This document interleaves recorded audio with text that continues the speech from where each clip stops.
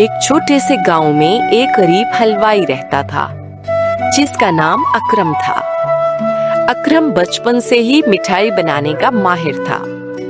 उसके हाथ की बनी हुई जलेबियां, लड्डू और बर्फी पूरे गांव में मशहूर थीं। लेकिन दौलत की कमी के बायस वो बड़ी दुकान नहीं खोल सकता था। एक छोटी सी झोंपड़ी नुमा दुकान पर बैठकर वो सारा दिन मेहनत करता और शाम को उतनी ही कमाई होती कि घर का चूल्हा जल सके।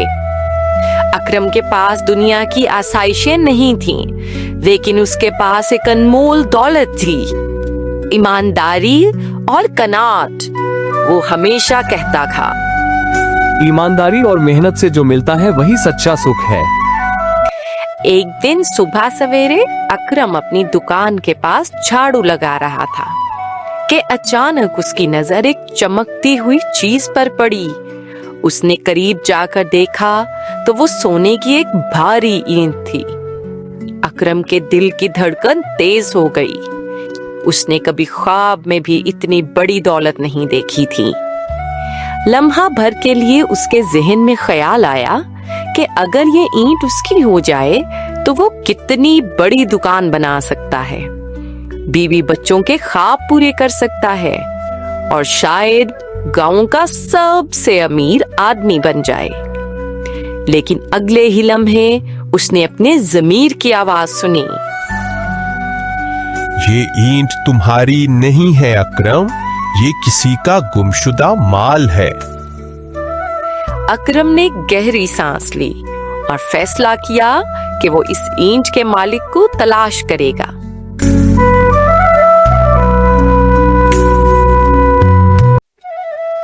अकरम ने गांव के लोगों से पूछना शुरू किया, मगर किसी ने सोने की ईंट गुम होने की खबर ना दी। फिर वो ईंट लेकर गांव के चौधरी के पास गया।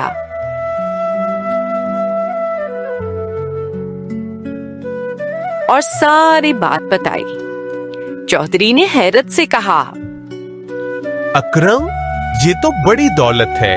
तुम चाहो तो इसे छुपा सकते हो, किसी को पता नहीं चलेगा। अकरम ने मुस्कुराकर जवाब दिया, चौधरी साहब, अगर मैं ये छुपाऊं तो ये मेरा रिस्क नहीं बल्कि एक गुनाह होगा, और गुनाह से कभी बरकत नहीं आती। चौधरी ने उसकी ईमानदारी देखकर दिल ही दिल में दुआ दी।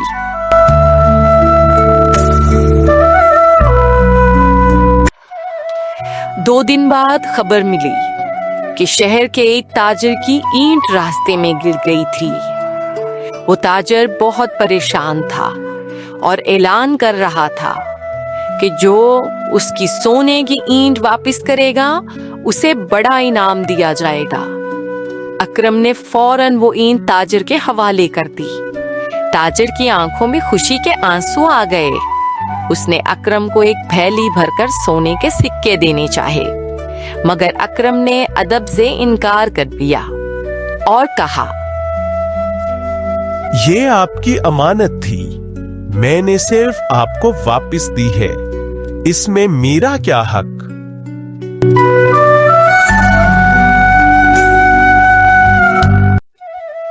अकरम की ईमानदारी की खबर पूरे गांव और शहर में फैल गई। लोग जौक दर जौक उसकी दुकान पर आने लगे। सब यही कहते, जो शख्स इतनी बड़ी दौलत लौटा सकता है, उसकी मिठाई यकीनन पाक और हलाल होगी। अकरम की दुकान दिनों में मशहूर हो गई। गांव के लोग ही नहीं बल्कि शहर के अमीर लोग भी उसकी दुकान पर आने लगे। वही छोटी सी झोंपड़ी अब एक बड़ी और खूबसूरत मिठाई की दुकान में तब्दील हो चुकी थी। अकरम ने कभी अपनी ईमानदारी का सौदा नहीं किया और अल्लाह ने उसे इज्जत, सुकून और रिज़्क़ की फरावानी से नवाज दिया।